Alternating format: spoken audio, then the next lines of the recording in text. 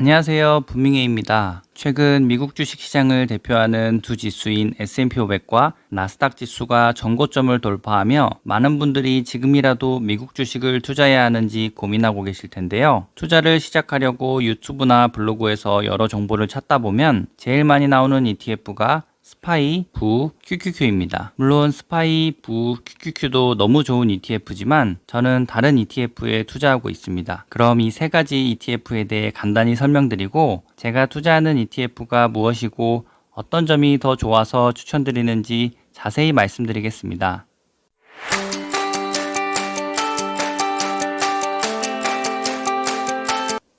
먼저 가장 많이 투자하고 계실 스파이에 대해 말씀드리면 미국 스테이트 스트리트에서 만든 S&P 500 지수를 추종하는 ETF인데요. 1993년에 상장된 모든 ETF의 조상님격으로 최초이자 얼마 전까지 전 세계 1등 규모를 유지하던 ETF입니다. 자산 규모는 약 5천억 달러 이상으로 같은 S&P 500 추종 ETF인 부에 이어 2위를 달리고 있습니다. 저도 미국 주식을 처음 살 때는 스파이에 투자했었는데요. 소량만 보유하다가 매도하고 다른 ETF로 바꿨던 기억이 납니다.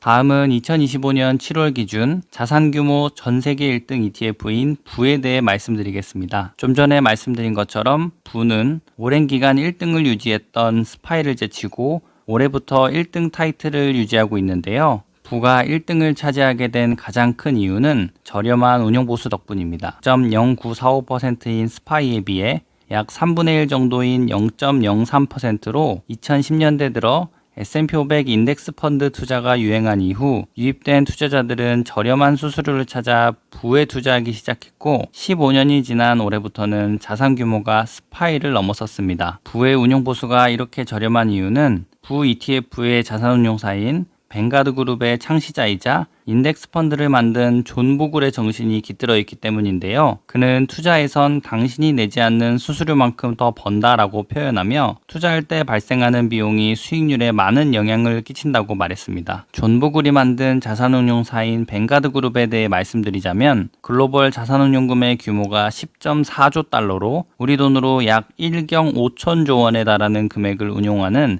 세계 2위의 자산운용사입니다. 뱅가드에서 출시하는 ETF들은 존 보글의 철학을 따라 세계 최저 수준의 수수료를 유지하고 있습니다. 제 주위에도 S&P 500 ETF를 투자하는 분들이 대부분 부에 투자하고 있는데요. 부도 스파이에 비해 수수료가 저렴한 너무 좋은 ETF지만 저는 몇 가지 면에서 부보다 투자하기 좋다고 생각되는 SPLG ETF를 모아가고 있습니다. SPLG는 스파이와 같은 스테이트 스트릿이 운용하는 ETF지만 출시한 연도가 훨씬 늦고 주당 가격과 운용보수가 훨씬 낮은 S&P 500 지수 추종 ETF입니다.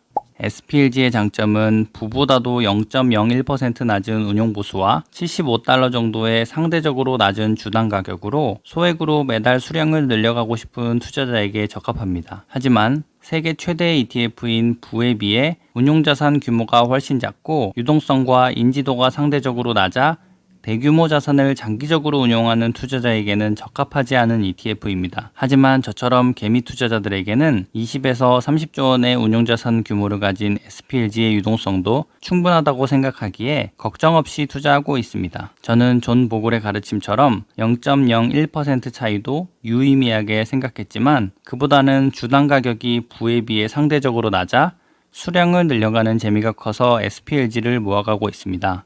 2025년 7월 기준 S&P 500 지수를 추종하는 대표적인 ETF는 스파이, 부, IVV, SPLG로 총 4개인데 각 ETF 간의 특징과 차이점을 정리한 내용은 이렇습니다. 운용자산은 부가 가장 크지만 전통 강자인 스파이가 유동성은 가장 큰데요. 운용수수료나 주당 가격이 가장 낮은 SPLG도 꾸준히 자금이 유입되며 규모가 커지는 추세입니다. 4개 ETF 모두 세계 최대의 자산운용사들이 운용하고 같은 지수를 추종하기 때문에 주가 수익률은 거의 같으니 운용보수가 상대적으로 높은 SPY를 제외하고 부, IVV, SPLG 중 선호하는 ETF를 골라 하루라도 빨리 투자를 시작하는 게 정답이 아닐까 싶습니다. 이렇게 해외 ETF를 투자하는 것도 너무 좋지만 장기 투자 시 자산을 더 크게 불리는 방법이 있습니다.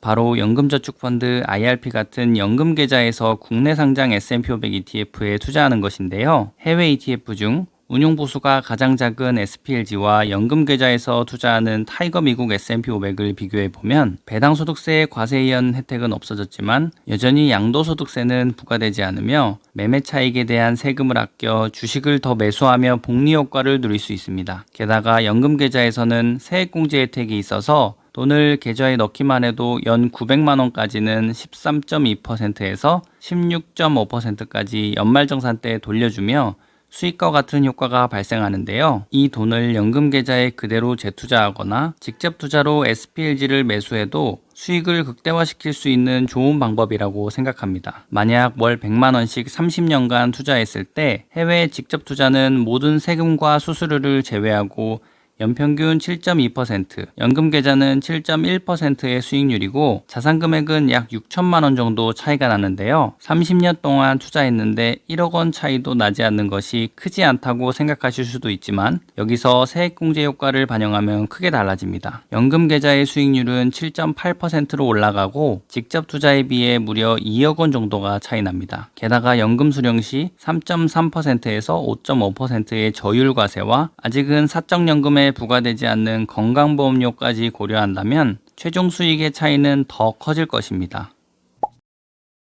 다음은 나스닥 지수를 추종하는 ETF 중 규모가 1위인 QQQ입니다. 아마 많은 분들이 나스닥 지수보다는 QQQ의 주당 가격을 더 잘 알고 계시리라 생각합니다. QQQ는 나스닥 상위 기업 약 100개를 담은 ETF로 애플, 마이크로소프트, 엔비디아 같은 기술주의 비중이 높습니다. QQQ의 섹터별 구성 비율을 보면 기술주가 55% 정도이고 나머지 커뮤니케이션, 소비재, 헬스케어 등이 45%를 차지하고 있습니다. QQQ는 이러한 섹터 구성 때문에 엄밀히 말하면 나스닥 지수와는 미세하게 다른 움직임을 보이고 5년간 수익률도 나스닥 지수보다 조금 더 높기도 합니다. QQQ는 자산운용 금액 규모인 AUM 기준으로 15위 자산운용사인 인베스코에서 만든 ETF인데요. 부를 만든 뱅가드 그룹에 비해 한참 작은 규모지만 나스닥을 추종하는 ETF에서 1등을 만들었다는 사실이 대단합니다. 하지만 저는 해외 주식 계좌에서 QQQ가 아닌